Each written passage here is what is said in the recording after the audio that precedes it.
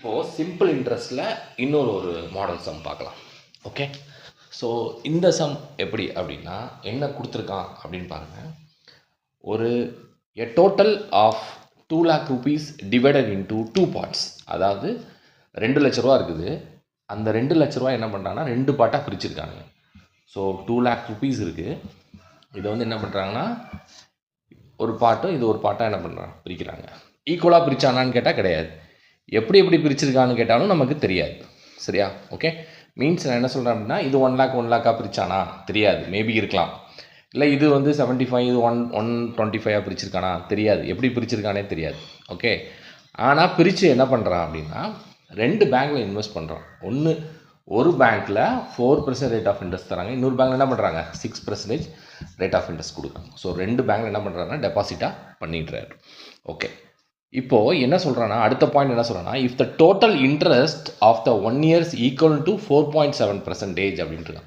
அதாவது 4% வந்து இன்வெஸ்ட் பண்ணியிருக்காருல ஒரு பர்டிகுலர் அமௌண்ட்டை, அந்த அமௌண்ட்டும் 6% ஒரு பர்டிகுலர் அமௌண்ட்டை வந்து இன்வெஸ்ட் பண்ணியிருக்காருல, இதோட இன்ட்ரெஸ்ட் இருக்குல்ல, அந்த இன்ட்ரெஸ்ட் வந்து மொத்தமாக 4.7% ரேட் ஆஃப் இன்ட்ரெஸ்ட்க்கு கால்குலேட் பண்ணால் கிடைக்கிற அமௌண்ட்டுக்கு என்னவாக இருக்குமா ஈக்குவலாக இருக்கும் அப்படின்ட்டு இருக்கான். அப்படின்னா இந்த amount invested in each banks, இந்த ஈச் பேங்க்ஸில் எவ்வளோ இந்த பேங்க்கில் 4% போட்ட பேங்க்கில் எவ்வளோ இன்வெஸ்ட் பண்ணியிருக்காரு, 6% போட்ட பேங்க்கில் எவ்வளோ இன்வெஸ்ட் பண்ணியிருக்கிறாரு அப்படின்னு கொஸ்டின் கேட்டிருக்கேன். இதுதான் என்னது அப்படின்னா இப்போ கேட்டிருக்க கொஸ்டின். ஓகேவா? சரி, ஓகே, இதை எப்படி சால்வ் பண்ணுறது அப்படின்னா இப்போ நம்ம இங்கே வந்து அலிகேஷன் மாடலில் வந்து சால்வ் பண்ணலாம். அலிகேஷன் மாடல் என்ன, மிக்சர் அண்ட் அலிகேஷனில் என்ன அப்படிங்கிறத வந்து நான் அந்த சாப்டர் நடத்துகிறப்ப உங்களுக்கு சொல்லித்தரேன். இப்போது பேசிக்காக அவனை புரிஞ்சுக்கோங்க. இப்போது இன்கேஸ் மொத்தமாக இவன் இன்வெஸ்ட் பண்ணியிருந்தான் அப்படின்னா அவனுக்கு எவ்வளோ ரேட் ஆஃப் இன்ட்ரெஸ்ட்டில் வந்து கிடச்சிருக்குமா 4.7 ரேட் ஆஃப் இன்ட்ரெஸ்ட்டில் கிடச்சிருக்கும் அப்படின்னு சொல்லியிருக்கான். இப்போ அவனுக்கு நம்ம எப்படிலாம் இன்வெஸ்ட் பண்ணியிருக்கோம் அப்படின்னா ஒன்று வந்து 4%ஆகவும் இன்னொன்று வந்து என்ன பண்ணியிருக்கோம் 6%ஆகவும் இன்வெஸ்ட் பண்ணியிருக்கோம். ஒன்று வந்து 4%, இன்னொன்று வந்து 6% இன்வெஸ்ட் பண்ணியிருக்கோம். ஒரு வேளை மொத்தமாக போட்டிருந்தாங்கன்னா ஒரே எதாவது போட்டிருந்தான் அப்படின்னா 4.7க்கு என்னவாக இருக்கும் ஈக்குவலாக இருக்கும் அப்படின்னு சொல்கிறோம். இப்போ நம்ம என்ன பண்ண போகிறோம் அப்படின்னா இந்த இதுலேருந்து இதை சப்ட்ராக்ட் பண்ணுறோம். சப்ட்ராக்ட் பண்ணால் என்ன வந்திருக்குன்னா 0.7. இது சப்ட்ராக்ட் பண்ணால் என்ன வந்திருக்கும் அப்படின்னா 1.3. சப்ட்ராக்டில் டிஃப்ரென்ஸ் பாருங்கள்.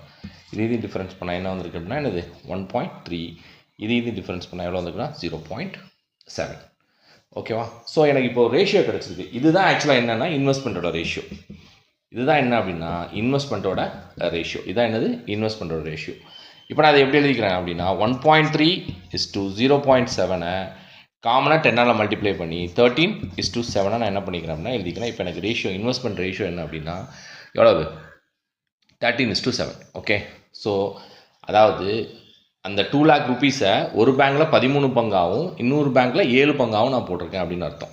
ஓகே, அப்போனா இந்த 20 அதாவது 13 + 7 இந்த 20 தான் என்ன அப்படின்னா 2 lakh rupees. இந்த 20 தான் என்ன அப்படின்னா எவ்வளவு 2 lakh rupees. அப்படின்னா மொதல் பேங்க் அதாவது 4% போட்ட பேங்க்கில் எவ்வளோ இன்வெஸ்ட் பண்ணியிருப்பார் அப்படின்னா 13 பார்ட்ஸ் இன்வெஸ்ட் பண்ணியிருக்காரு. அப்போது இது நான் கேன்சல் பண்ணேன்னா எனக்கு என்ன வந்திருக்கும் அப்படின்னா எவ்வளோ வந்திருக்கும் இங்கே 100. அப்போது இதை நான் மல்டிப்ளை பண்ணால் 1,30,000 கிடச்சிருக்கும். இது வந்து 4% போட்ட பேங்க்கில் அவர் என்ன பண்ணது இன்வெஸ்ட் பண்ணது. அப்போது ரிமைனிங் எவ்வளோ இருக்கும் 7,000. ஸோ 7,000 அப்படிங்கிறதா என்னது 6% இருக்கிற பேங்க்கில் அவர் இன்வெஸ்ட் பண்ணது. ஓகே, ஸோ மொத்தம் 2 lakh rupees வந்துருச்சு. ஓகேவா? 7 lakh இல்லை 70,000. 7,000 இல்லை 70,000. Extremely sorry. ஓகே, ஸோ 70,000 வந்து என்ன பண்ணியிருக்காரு அப்படின்னா 6% போட்ட பேங்க்கில் என்ன பண்ணியிருக்காரு இன்வெஸ்ட் பண்ணியிருக்காரு. ஸோ அப்போ ஆன்சர் என்ன அப்படின்னா 1,30,000 ஒரு ஆன்சர். அதாவது 4% போட்ட பேங்க்கில் அவர் இன்வெஸ்ட் பண்ணது, இன்னொரு 6% போட்ட பேங்க்கில் எவ்வளோ இன்வெஸ்ட் பண்ணியிருக்காரு அப்படின்னா 6% போட்ட பேங்க்கில் வந்து 70,000 இன்வெஸ்ட் பண்ணியிருக்காரு. ஸோ டோட்டலாக 2 lakh rupees இப்படி தான் ஸ்ப்ளிட் பண்ணி என்ன பண்ணியிருக்காரு இன்வெஸ்ட் பண்ணியிருக்காரு. நமக்கு ரொம்ப முக்கியமான பாயிண்ட் என்ன அப்படின்னா இந்த 4.7 இது ஈக்குவல் பர்சன்டேஜ். இந்த சம்மில் ஈக்குவல் பர்சன்ட் டேட்டா கொடுத்துட்டாங்க. சில சம்மில் டேட்டா என்ன பண்ண மாட்டாங்கன்னா கொடுக்க மாட்டாங்க. அப்போ நம்ம ஈக்குவல் பர்சன்டேஜ் கண்டுபிடிச்சி நம்ம என்ன பண்ணுற மாதிரி சால்வ் பண்ணுற மாதிரி இருக்கும். இதுக்கு அடுத்த மாடல் அந்த சம் நான் நடத்துகிறேன். போன சம்முக்கும் இந்த சம்முக்கும் ஒரு சின்ன வித்தியாசம் இருக்குது. அது என்னங்கிறத நான் சொல்கிறேன். ஓகே, அதுபோல் நான் ஃபஸ்ட்டு சம்மை எக்ஸ்பிளைன் பண்ணுறேன். என்ன அப்படின்னா கிரண் அப்படின்னு ஒருத்தர் இருக்கான். சரியா? கிரண் அப்படின்னு ஒருத்தர் இருக்கான். அவங்ககிட்ட 4,000 ரூபா இருந்தது. இந்த 4000 வச்சுட்டு அவன் சும்மா இல்லாமல் என்ன பண்ணுறான் அப்படின்னா 2 பேருக்கு கடனாக கொடுக்குறான். ஒருத்தனுக்கு வந்து 8% ரேட் ஆஃப் இன்ட்ரெஸ்ட்லையும் இன்னொருத்தனுக்கு வந்து 10% ரேட் ஆஃப் இன்ட்ரெஸ்ட்லையும் என்ன பண்ணுறான் அப்படின்னா கொடுக்குறான். ஓகே சரியா? இப்போது இன்கேஸ் இவன் வந்து ஒரு சிம்பிள் இன்ட்ரெஸ்ட்டில் கொடுத்துருந்தான் அப்படின்னு வச்சுக்கோங்களேன். ஓகே, அவனுக்கு இந்த அமௌண்ட் எவ்வளோ கிடச்சிருக்குன்னா சிம்பிள் இன்ட்ரெஸ்ட் 352 ரூபாயா கிடச்சிருக்கும் அப்படின்னு சொல்கிறான். 352 ரூபாய் கிடச்சிருக்கும். அப்படின்னா ஃபைன் த என்ன கேட்டிருக்காங்கன்னா 10% கொடுத்துருக்கான்ல அந்த ரெண்டாவது ஒருத்தனுக்கு வட்டிக்கு, அவனுக்கு எவ்வளோ அமௌண்ட் கொடுத்துருப்ப அப்படின்னு சொல்லி இந்த சம்மில் கேட்டிருக்கான். ஓகே சரி, போன சம்மில் என்ன கொடுத்துருந்தான் அப்படின்னா இந்த இடத்துல 4.7 அப்படின்னு ஈக்குவலண்ட் பர்சன்டேஜ் அப்படின்னு சொல்லி கொடுத்துருந்தான். ஓகேவா, அப்படி ஒரு வேல்யூ கொடுத்துருந்தான். இப்போ இங்கே என்னென்னா வேல்யூவே கொடுத்துட்டான். 352 ரூபா என்ன பண்ணியிருக்கான், வேல்யூ கொடுத்துருக்கான். அப்போது நம்ம ஈக்குவலண்ட் பர்சன்டேஜ் நம்ம இங்கே கண்டுபிடிக்கணும். கண்டுபிடிச்சா அலிகேஷனில் போடுறது ரொம்ப ஈஸி. அப்போ ஈக்குவலண்ட் பர்சன்டேஜ் எப்படி கண்டுபிடிப்பேன் அப்படின்னா, இப்போது 4000 ரூபாய்க்கு எவ்வளோ ரூபாய் வந்து கிடச்சிருக்கு வட்டி, 352 ரூபா கிடைக்கும் அப்படின்ட்டு. அப்போ எனக்கு பர்சன்டேஜில் வேணும்.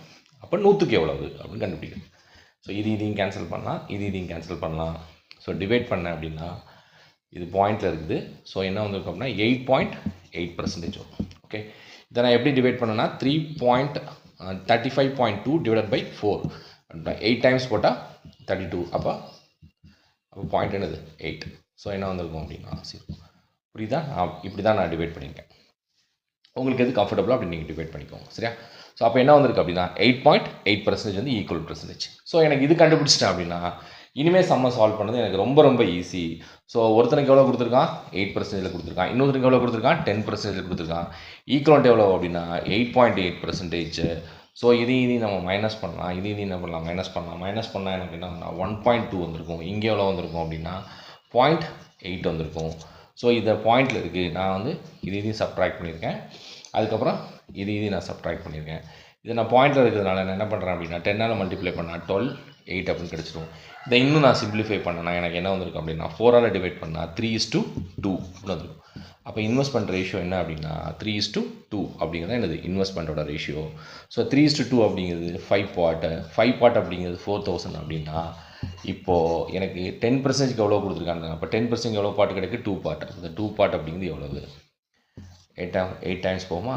ஸோ எவ்வளோ 1600. ஸோ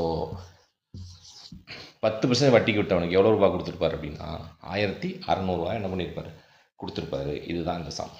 ஓகே, புரியுதா? ஓகே, இதில் சப்ட்ராக்ட் பண்ணி கிடைக்கிற வேல்யூ 3:2. அப்போ 8%, அதாவது மொத்த தொகை வந்து 4000 ரூபா. அதில் வந்து 8% இருக்கிறவனுக்கு வந்து 3 பங்காகவும் 10% வட்டி கொடுக்குறவனுக்கு 2 பங்காகவும் கொடுத்துருப்பாருன்னு அர்த்தம். சரியா? ஓகே, அதில் தான் நான் என்ன பண்ணியிருக்கேன் அப்படின்னா இதை கண்டுபிடிச்சிருக்கிறேன். ஓகே, இந்த மெத்தட் நல்லா பார்த்து வச்சுக்கோங்க. இந்த மெத்தட் ரொம்ப ரொம்ப இம்பார்ட்டண்ட்டு. இதை வச்சு நம்ம ஒரு சாப்டரே வந்து படிப்போம். ஜஸ்ட் இப்போ தெரிஞ்சு வச்சுக்கோங்க. ஓகே, ஈக்குவல் பர்சன்டேஜ் நடுவில் ப்ளேஸ் பண்ணிவிட்டு ரிமைனிங் பர்சன்டேஜ் சைடில் போட்டு நான் என்ன பண்ணியிருக்கேன் அப்படின்னா சப்ட்ராக்ட் பண்ணி இன்வெஸ்ட்மெண்ட்டோட ரேஷியோ கண்டுபிடிச்சிட்டு நான் என்ன பண்ணியிருக்கேன், இந்த சம்மை சால்வ் பண்ணியிருக்கேன். ஓகே, கொஞ்சம் இம்பார்ட்டண்டான மாடலும் கூட பார்த்து வச்சுக்கோங்க. இந்த 2 சம்மே எஸ்எஸ்சியில் கேட்ட சம்ஸ் தான்.